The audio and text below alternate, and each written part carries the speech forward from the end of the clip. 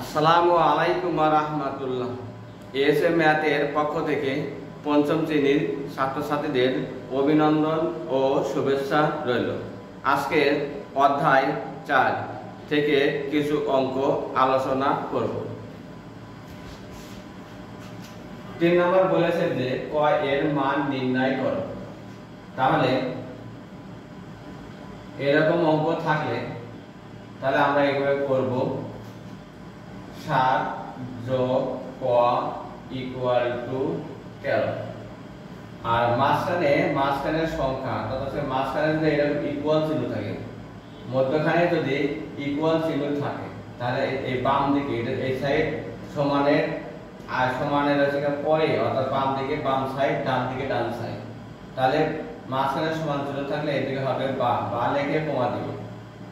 আর যেহেতু এখানে কোয়ার মানটা নির্ণয় করতে বলছে, কোয়াটা ঠিক থাকবে। আর এখানে 13 আছে, 13 ঠিক থাকবে। আর কোয়ার আগে এখানে 7 এর আগে কোনো চিহ্ন না থাকলে সেখানে ধরতে হবে যোগ চিহ্ন ধরতে হবে। 7 এর আগে কোনো চিহ্ন না থাকলে যোগ চিহ্ন ধরতে হবে। তাহলে যোগ থাকলে সমানের ওই পাশে গেলে বিয়োগ চিহ্ন হবে। কি হবে? বিয়োগ চিহ্ন হবে। তাহলে 7 এর আগে প্লাস থাকলে সমানের ওই পাশে গেলে হবে বিয়োগ চিহ্ন। তাহলে বিয়োগ হচ্ছে 7। আর লাস্টে আমরা দেব সুতরাং। তাহলে এখানে ক ইকুয়াল টু, তাহলে এখানে 13 থেকে 7 বিয়োগ করলে 6। তাহলে বলতে ক এর মান নির্ণয় করো। তাহলে হবে নির্ণয় মান ক ইকুয়াল টু 6। এটাই উত্তর।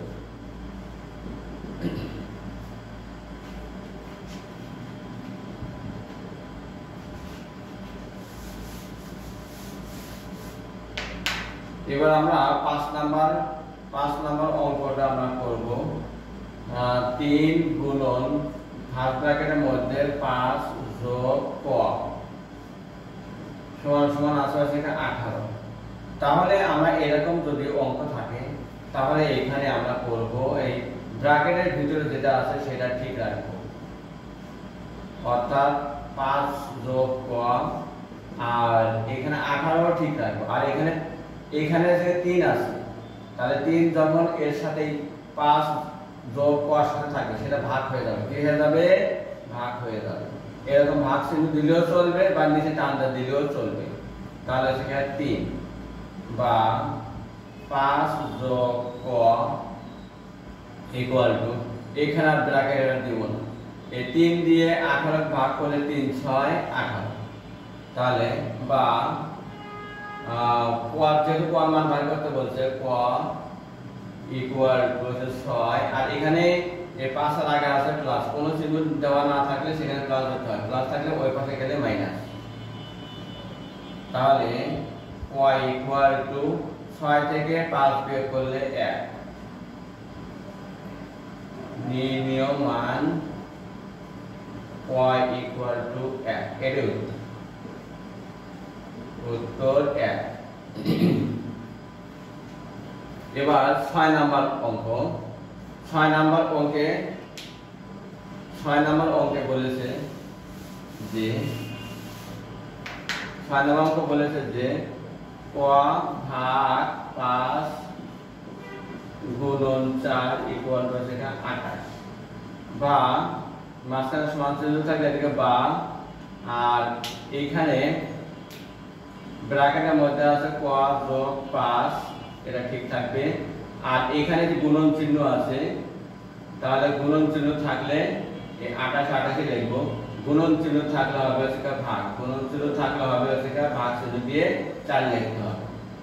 তাহলে বা ক যোগ 5, তাহলে এই 4 দিয়ে 28 ভাগ করলে 4 7 28। তাহলে বা ক ইকুয়াল টু 7। আর 5 এর আগে আছে প্লাস, সমান ওই পাশে গেলে হবে বিয়োগ চিহ্ন। তাহলে 5। তাহলে ক ইকুয়াল টু 7 থেকে 5 বিয়োগ করলে 2। তাহলে নির্ণয় মান 2। তাহলে লিখব উত্তর 2। তাহলে এই সমস্ত অঙ্কগুলো করলে তোমরা স্কুলের পরীক্ষায় আসে এগুলো থেকে তোমরা অ্যান্সার করতে পারবে। আর যারা বৃত্তি পরীক্ষায় দিবে ছোট অঙ্ক আকারে বা শর্ট প্রশ্ন অর্থাৎ সংক্ষিপ্ত আকারে প্রশ্ন আসলে দিতে পারে, যদি দিতে দেয় তাহলে তোমরা এখান থেকে অ্যান্সার করতে পারবে। আর এই টাইপের অঙ্কগুলো আসে, তাই তোমরা বেশি বেশি করে প্র্যাকটিস করবে। আর যারা নতুন আসো তারা সাবস্ক্রাইব করবে, লাইক করবে, শেয়ার দিবে। আর যারা পুরাতন আসো তারা লাইক দিবে, শেয়ার দিবে। আগামী ক্লাসে আমরা নতুন নতুন ভিডিও নিয়ে হাজির হব। ধন্যবাদ।